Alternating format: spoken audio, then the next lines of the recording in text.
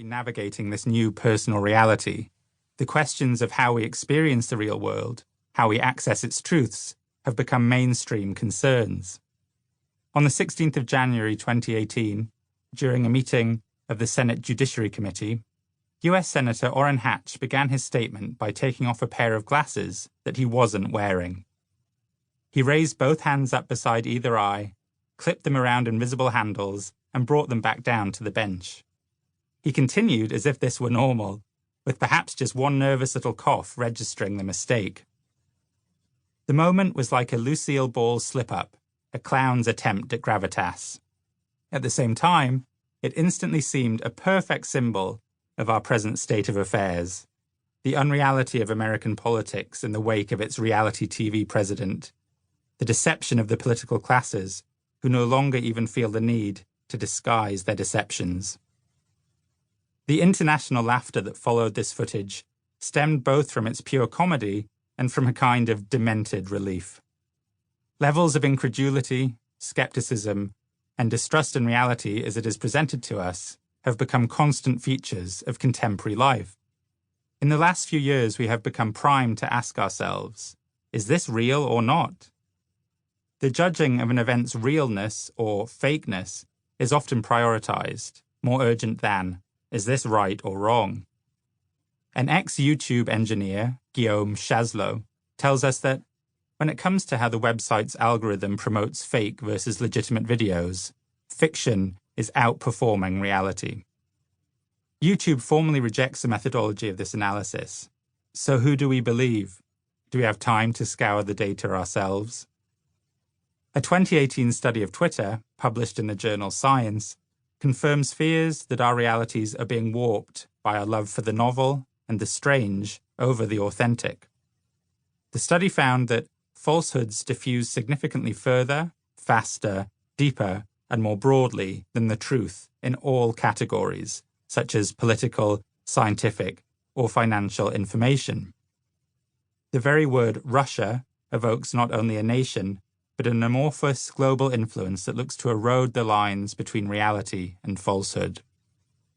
And so, in this relentless, unwanted game of sorting out the fraudulent from the genuine, Senator Hatch's glasses felt like a nice, easy warm-up for a new year of dogged scrutiny. Those are definitely not glasses. Everyone was happy to have a trick question in which the trick was as plain and unobscured as the nose on his face. If in the last few years we've started to talk regularly and explicitly about reality as an idea in itself, what do we mean by it? What constitutes our sense of a real world? Despite its elusiveness, reality isn't the most retiring of subjects. It touches every domain of human inquiry. Science has sought to build models for an objective reality, the laws of which need to be verifiable. Politics deals in the fragile amalgam of shared assumptions, values, prohibitions, and freedoms that make civic reality a possibility. The nature of reality is a fundamental philosophical question. I'm especially interested here in phenomenology, the branch of philosophy that focuses not on what is real, but rather on how we gain a sense of reality from our perceptions. It seeks to understand our conscious experiences as real things in themselves. So what are the specific phenomena that most influence our current relationship to reality, as well as our experiences of inhabiting a reality that we're continually told is somehow compromised?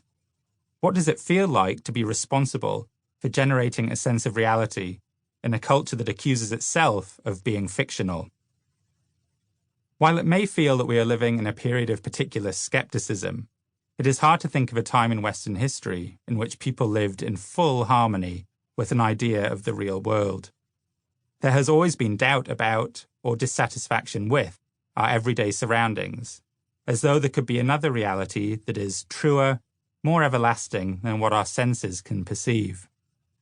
Plato, who can be counted on for some foundational snapshots, likened our perceptions to seeing only the shadows of things cast against the wall of a cave.